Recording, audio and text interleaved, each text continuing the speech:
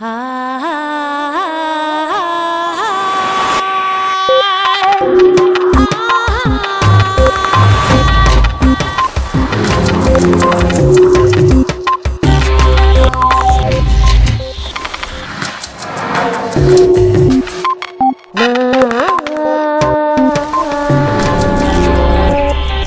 la evolución es muy común la reutilización de algo para otros fines. Gary Marcus.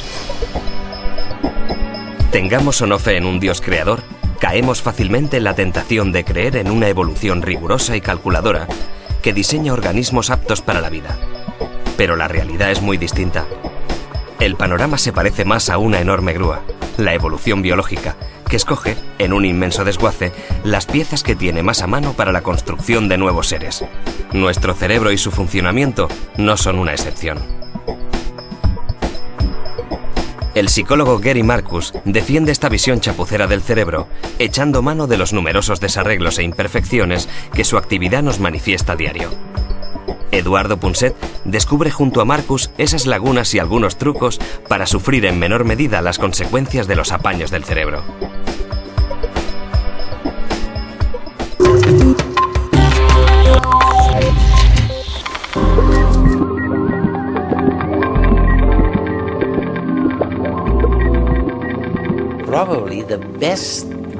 La mejor palabra en español para traducir el término plug, que tú utilizas tanto, es apaño. Es apaño. Un apaño para andar por casa, ¿no? Estamos hablando del cerebro, aunque no lo parezca, que como saben mis telespectadores, en realidad es todo lo contrario a lo que durante tantos años nos han venido diciendo, que el cerebro es, bueno, el que está aquí dentro en la cabeza es realmente increíble, que es el artilugio más sofisticado del universo. Bueno, me parece que el cerebro humano es más complicado que cualquier otra cosa, pero en parte precisamente por esa complejidad tiene sus problemas. No somos productos del diseño inteligente. No hubo ningún creador mágico que dijera, hagámoslo así, de la manera más elegante posible. Somos el producto de la evolución. Y la evolución no puede mirar hacia adelante y plantearse cuál es la mejor manera de hacer algo. La evolución simplemente existe. Es un mero proceso de selección natural. A veces eso conduce a mejoras fantásticas, pero otras veces da lugar a cosas que son chapuceras y desastrosas. Las cosas pueden tener más de una vida y muchos más usos de los que pensamos para ellas cuando las creamos. En ocasiones se trata de cambios de función artísticos, creativos. Y en otras son verdaderos apaños que los humanos ideamos para solucionar problemas. Pero no somos los únicos chapucillas. La naturaleza también hace apaños.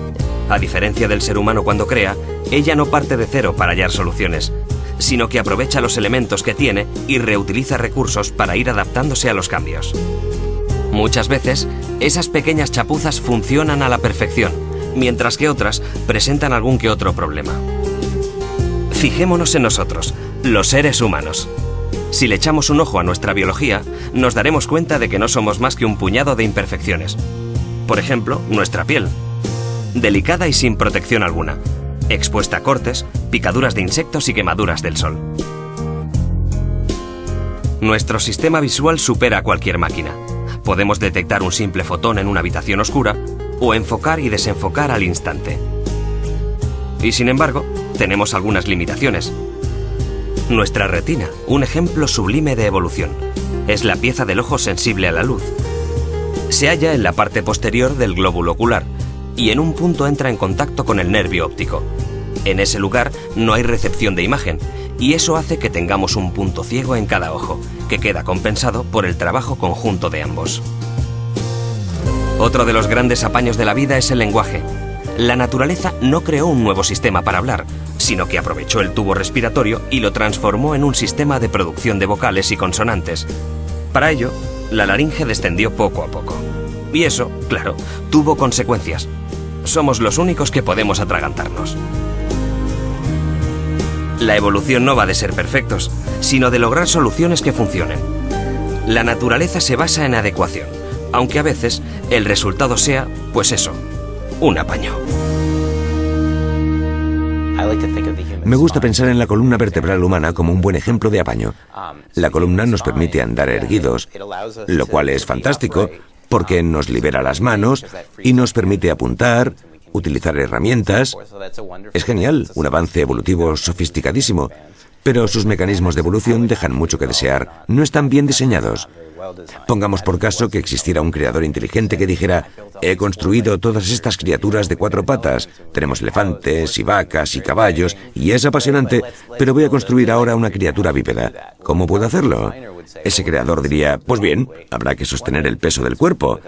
Una manera de hacerlo es con una sola columna, pero una única columna no es una manera demasiado buena de sostener el peso corporal de un ser humano. Piensa que el 70% de nuestro peso se sostiene gracias a una única columna. Sería mejor un trípode, como los que aguantan las cámaras que nos filman ahora mismo. Una manera mucho más estable de sostener un peso pesado. Y deberíamos tener 3 patas entonces, ¿no? Bueno, más bien 3 columnas vertebrales. Por ejemplo, una especie de refuerzo transversal. ¿A que no aguantarás las cámaras con un solo palo, si pudieras evitarlo? El motivo por el que tenemos una única columna sosteniendo casi todo el peso del cuerpo no es porque sea una buena idea, sino porque la evolución llegó a esa solución a través de una especie de accidente fortuito, un cambio a partir de algo anterior. En las criaturas de 4 patas hay una única columna, pero es horizontal y distribuye el peso por toda la columna. Pero girar la columna hacia arriba a 90 grados es la cosa más tonta que se puede hacer. Sin embargo, desde la perspectiva evolutiva y genética, era lo más parecido a la que tenían nuestros antepasados cuadrúpedos, y por ende, no eran necesarios muchos genes para el cambio. Y algo que requiere pocos genes para cambiar es más probable que algo que requiere un gran número de genes. Así es como acabamos con una solución que funciona, pero que es chapucera. Mientras hablabas, se me ocurría que al levantarse sobre 2 piernas, la pelvis de la mujer humana, se volvió más estrecha. Y lo hizo en un momento en el que la cabeza humana estaba creciendo. De modo que la única solución para solucionar esta contradicción era engendrar bebés prematuros.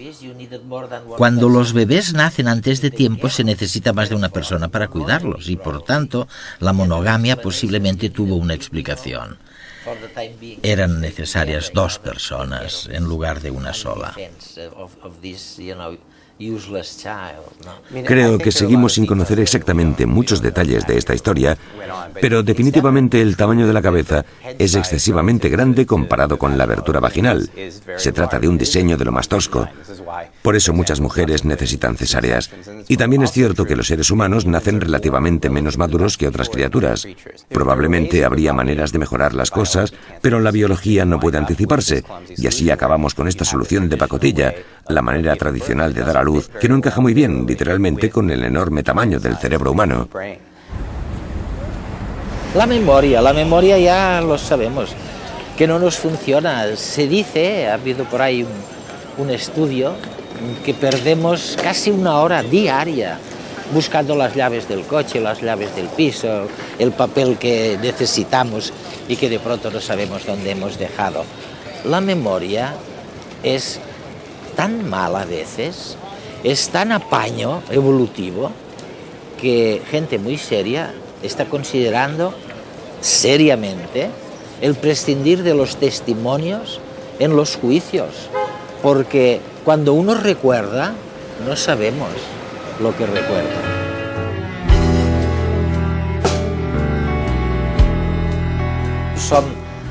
Vemos algunas partes del cerebro que conforman la experiencia humana.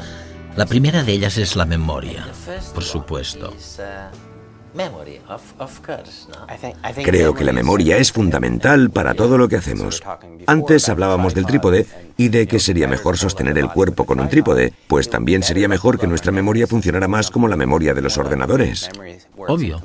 La memoria que tenemos no funciona demasiado bien para las cosas que queremos hacer los humanos, como recordar fragmentos específicos de información. Nuestra memoria evolucionó, de hecho, para captar tendencias generales. Si fueras un león, tendrías que saber dónde están las vacas la mayor parte del tiempo o algo así, y tal vez algo más. Pero sin precisión. Sí, no tendrías que saber dónde está cada animal concreto. No obstante, los humanos modernos tienen que recordar cosas muy específicas muy a menudo, como por ejemplo, ¿dónde dejé aparcado el coche la última vez? Y es verdad. O ¿dónde están las llaves? Son cosas muy fáciles de recordar para un ordenador, pero resultan complicadísimas para los seres humanos. Una persona normal pasa muchísimo tiempo buscando cosas. Por ejemplo, para el problema de perder las llaves, realmente puedo solucionarlo en casa porque siempre dejo las llaves en el mismo sitio. Y si mi cerebro se confunde entre dónde las dejé ayer y antes de ayer, no pasa nada si se va antes de ayer, porque al final las llaves están en el mismo lugar al lado de la puerta y será el mismo lugar que ayer. Pero cuando me alojo en hoteles, y como tú viajo mucho, ya no tengo el mismo lugar para dejarlas cada día y entonces puedo empezar a perderlas. Bien, aceptemos que, por un lado, tenemos los ordenadores con una memoria codificada, precisa y distribuida por ficheros. Y por otro lado tenemos nuestra memoria, que se basa... Bueno, ¿en qué se basa nuestra memoria? La memoria de un ordenador funciona de un modo muy sistemático. Existe un archivo o una ubicación para cada información. Todo está muy organizado. Realmente carecemos de algo parecido en el cerebro. No puedo decirte la ubicación concreta de tu cerebro en la que se halla el recuerdo de dónde dejaste las llaves ayer. En absoluto. Lo único que puedo decirte es que tus recuerdos están en el hipocampo y la corteza prefrontal. Pero eso no es muy específico, que digamos. De hecho, todos tus recuerdos se pelotonan ahí, y el problema es que si quieres elegir uno en concreto, no tienes ese lugar al que ir para recordar lo que está ahí. En cambio, lo que hacemos es utilizar pistas o recordatorios. Hay quien lo llama memoria contextual. Contextual es la palabra. La idea es que sabes algo sobre lo que buscas. No sabes dónde está, pero le dices a tu cerebro, dame todas las cosas que tengan que ver con llaves de coche, y el cerebro evocará un montón de recuerdos relacionados con las llaves, y tú confiarás en poder hacer una criba y obtener el recuerdo correcto. Cuanto más específicas sean las pistas que uses al querer recordar algo mejor, pero esto también significa que hay cosas curiosas del contexto que importan. Hubo un célebre estudio en el que se les recitaba a los participantes una lista de palabras mientras estaban bajo el agua. Eran submarinistas y unos días después se les pedía que se acordaran de esas palabras, que las repitieran. Resulta que lo hacían mejor si estaban bajo el agua que si estaban en tierra firme. No deja de ser sorprendente, porque bajo el agua tienes un tubo metido en la boca y lo que haces es intentar acordarte de respirar bien. El lugar en el que estás cuando aprendes algo es una de las muchas claves de la memoria. Para demostrar lo mal que funciona nuestra memoria, tanto en lo específico como en lo general, en tu último libro incluyes varios diseños distintos, dibujos, y resulta que si se le pregunta a alguien, ¿has visto antes este diseño en alguna parte?, te dirá, sí, lo recuerdo perfectamente, cuando en realidad es absolutamente distinto, ¿verdad?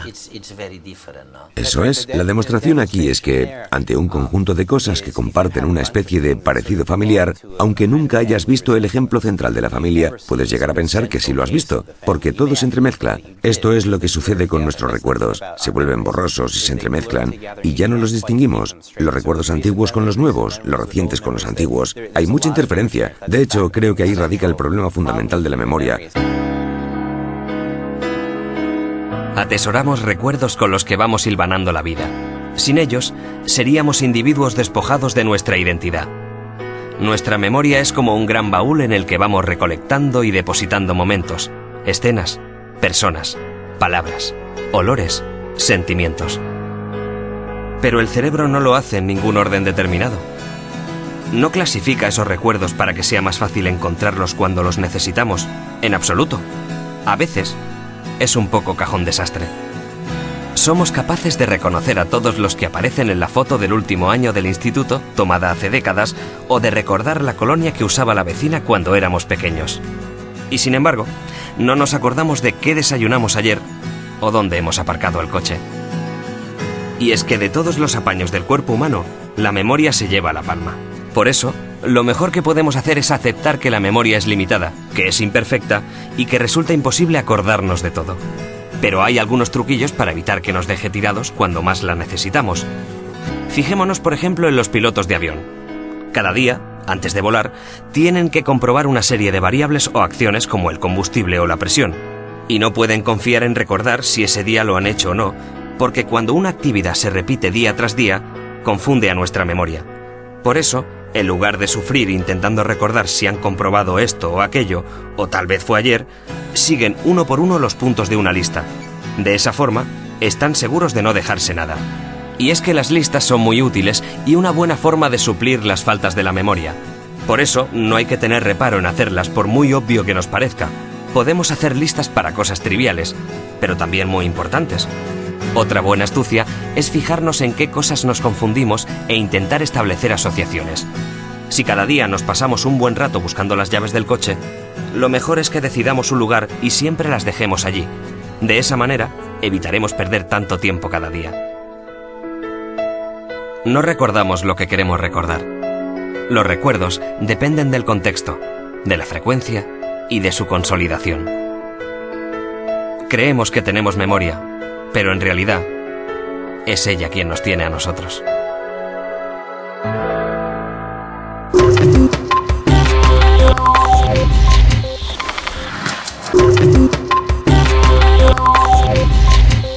Muchos psicólogos y neurólogos, algunos premios Nobel que ustedes conocen, como yo, dicen, mantienen, defienden que el cerebro es el órgano más perfecto y sofisticado de todo el universo, no solo de este planeta, sino de todo el universo.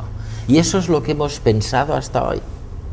Y ahora resulta que una serie de investigaciones nos están descubriendo que el cerebro, lejos de ser algo tremendamente sofisticado, fruto de un diseño inteligente, resulta que es una especie de apaño evolutivo que unas cosas las hace bastante bien, como elucubrar, y otras bastante mal, como memorizar, archivar en la memoria, en un archivo que no tenemos. Veamos ahora otro tema fantástico. Son las creencias, o lo que llamamos las convicciones. De nuevo, no tenemos ningún código claro.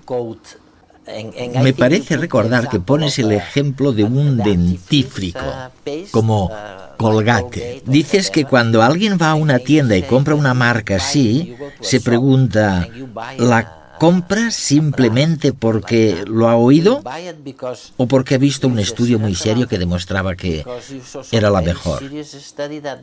¿Cómo decidimos dónde irnos de vacaciones? ¿O cómo decidimos comprar una cosa u otra?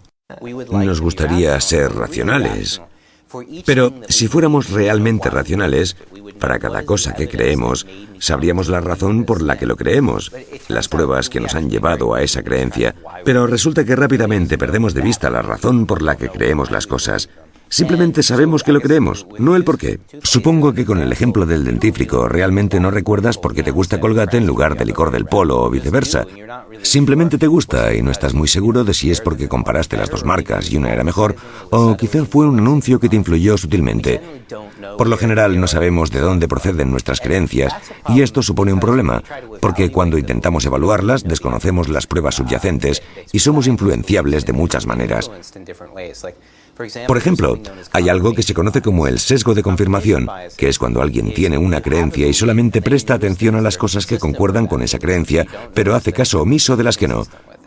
Así que si intentas recordar por qué te gusta el licor del Polo, tal vez recuerdes los momentos buenos con el dentífrico y ni pienses en los malos.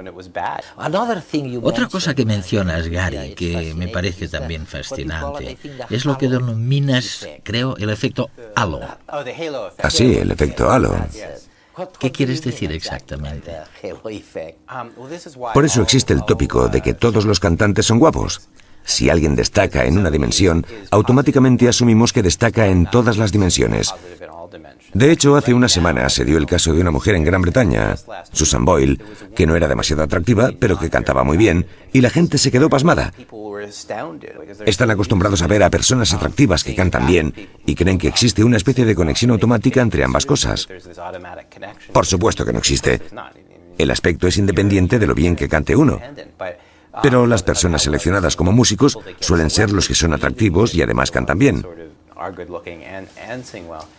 Y tendemos a generalizar, y cuando vemos a alguien atractivo, aunque cante mal, imaginamos que canta mejor de lo que canta realmente.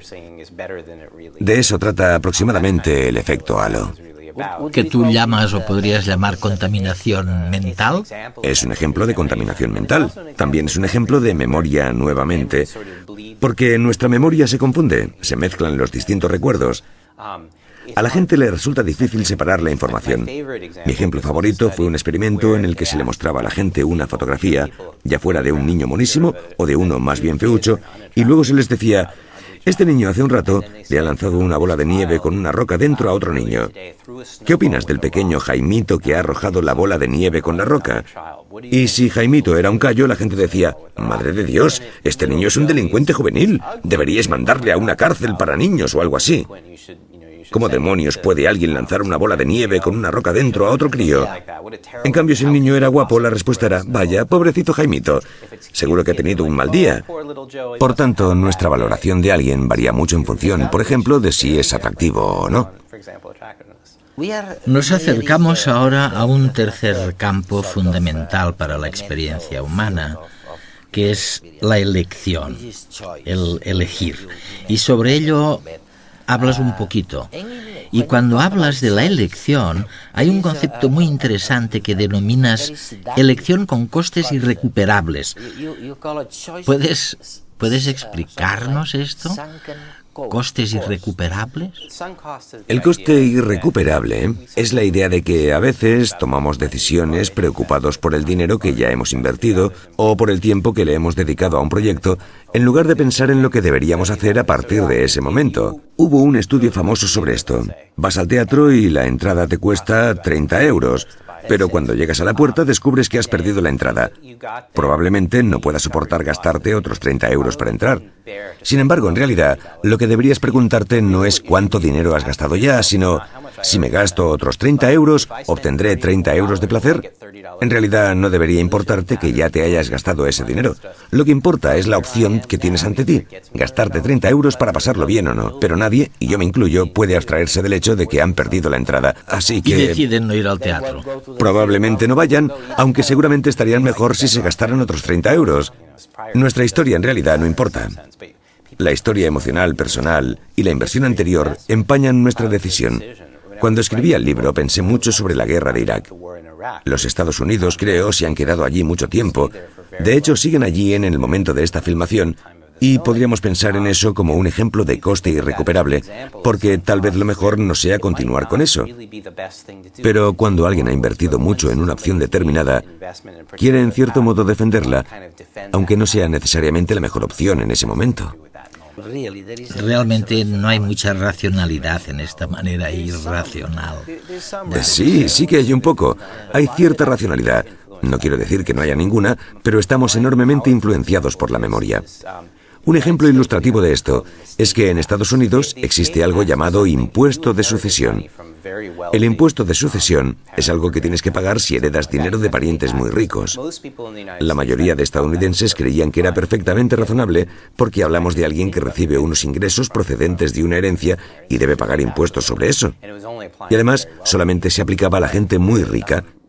Pero a algunas personas del gobierno no les gustaba la idea, así que lo rebautizaron muy inteligentemente como el impuesto de la muerte. Impuesto de la muerte, ¿eh? Sí, y suena terrible porque una de las dos peores cosas que hay en la vida, la muerte y los impuestos, ahí juntitas en un solo paquete. Y de repente, en lugar de contar con la aceptación del 70% de la población, el 70% se opuso al impuesto.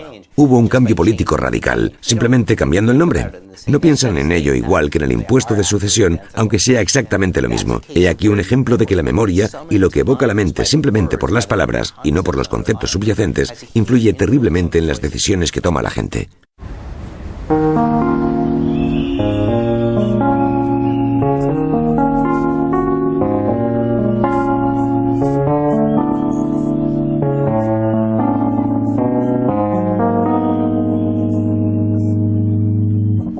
Todas las especies animales tienen su método de comunicación más o menos complejo y elaborado.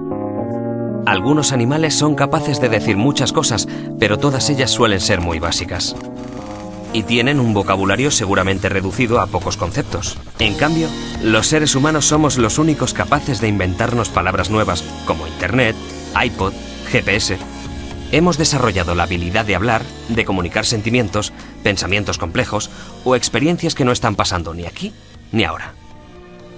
Sabemos elaborar estructuras complejas y hacer nuevas combinaciones. Podemos decir, la casa está junto al mar.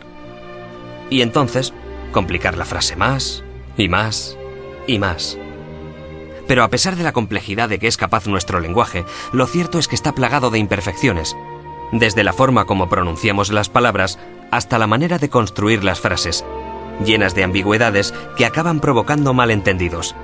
Si el lenguaje fuera un vehículo perfecto de comunicación, eficiente y expresivo, no haría falta información paralingüística como los gestos o el tono de voz. Por eso, a veces, los SMS, los mails e incluso las llamadas telefónicas tienden a provocar más equívocos que la comunicación cara a cara. Y es que lo difícil no es comunicarse, sino comunicar lo que uno quiere comunicar. Pensemos ahora en otro campo en el que trabaja el cerebro y que es también fundamental, el lenguaje.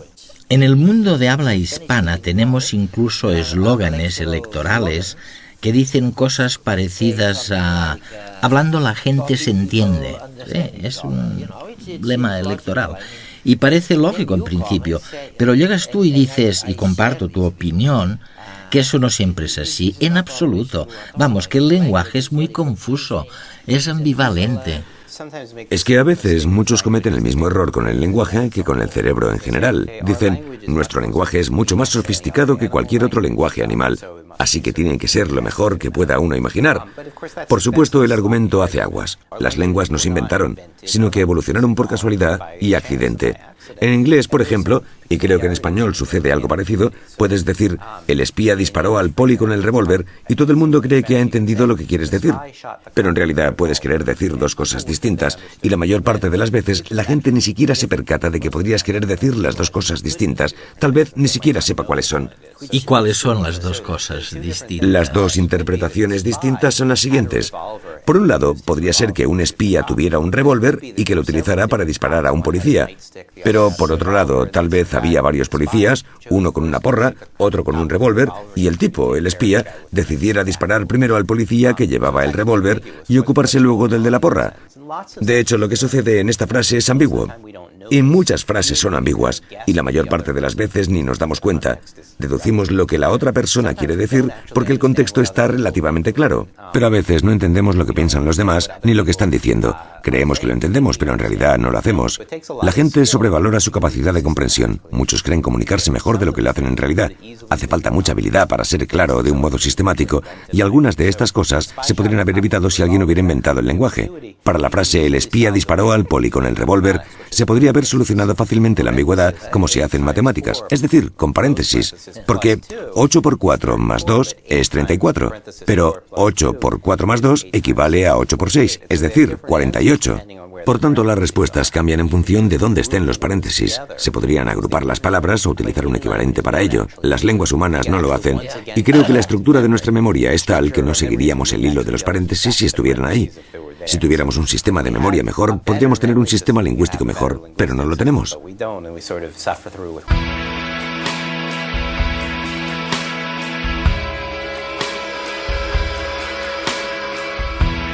Nuestros telespectadores se habrán alegrado, como yo me he alegrado, de oírle decir a Gary Marcus, el psicólogo por excelencia de la Universidad de Nueva York, bueno, que el lenguaje, lejos de servir para entendernos, sirve para confundirnos.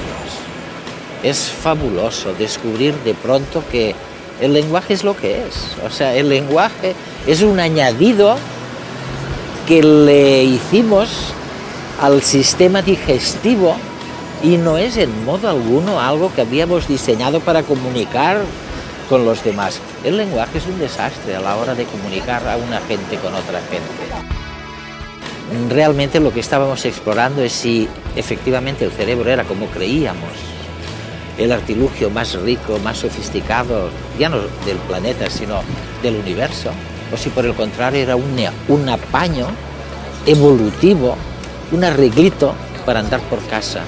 Y resulta que el cerebro es mucho más un apaño que el artilugio más sofisticado del universo. La biología no puede anticiparse, y así es como obtenemos soluciones de pacotilla. Gary Marcus.